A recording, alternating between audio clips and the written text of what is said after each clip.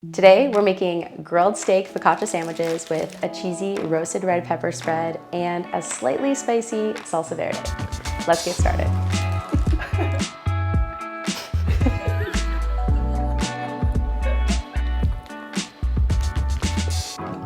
That is really good. I'm using flank steak for the sandwich, so if you're not familiar, it comes from the lower abdomen of the cow, which is just below the ribs in front of the hind legs. It's a lean piece of meat, which means it can be kind of tough if you don't prepare it properly, but when done right, it has great beefy flavor. It also happens to be a more affordable cut of beef, which is very nice in this economy. So we've just seasoned the steak all over. We're gonna set this aside while we make a marinade.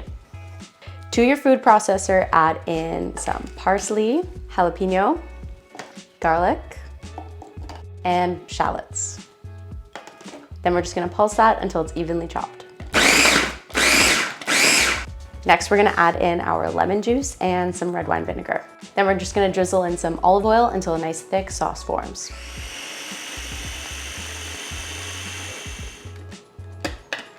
And then of course, we're gonna season it with a little bit of salt. If you're not seasoning, you're not winning. So the really great thing about this marinade is it also doubles as a sauce for our sandwich later on. Right now, we're just gonna add about half of it to a Ziploc bag with our steak and toss it around. Okay, now we're just gonna set this aside and make our cheesy red pepper spread. To make that, you're just gonna add some goat cheese, roasted red peppers, honey, and red wine vinegar to your food processor. And then we're just gonna pulse it until it's smooth. A little more salt. And there you go, you've got some nice cheesy red pepper spread. That is gonna be really nice on our sandwich. So we've got our cheesy red pepper sauce and the rest of our marinade, AKA salsa verde. We're gonna put both of these in the fridge and then head out to grill our steak. Ooh, I'm getting so excited. So flank steak benefits from being cooked at a very high temperature for a short amount of time. So you want to get the grill up to about 450, maybe even 500 if we can push it that high. You just want to feel your hand around the grill and figure out where the hottest spot is. Once you find it, that's where we're going to put the steak. That sizzle is exactly what we're looking for. 130 to 135 will be medium rare. If you want it to be medium, look for an internal temperature of 140 to 145.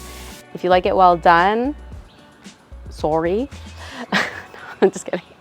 If you like it well done, you're gonna look for about 150 to 155. We're gonna let this rest for 5 minutes, and that's gonna allow the steak to absorb the juices so we get a nice juicy bite of steak. Okay, we're back inside. I wish you guys could smell this because it seriously is so good.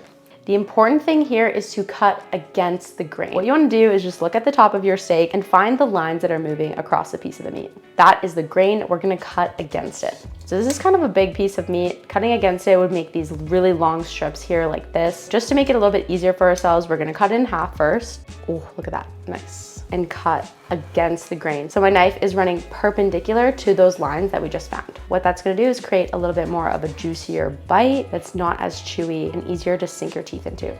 All right, now the fun part, we're just gonna assemble our sandwich. We've got some beautiful focaccia here. Beautiful, because I made it.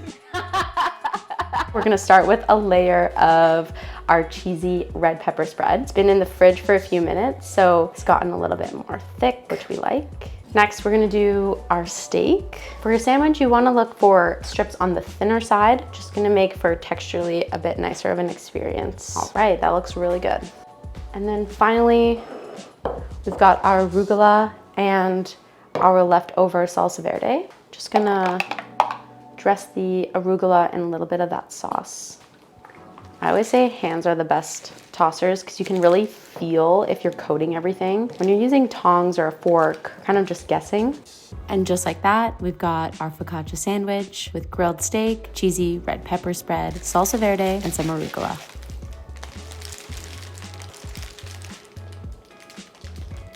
Okay, our hard work has finally paid off. Let's take a bite.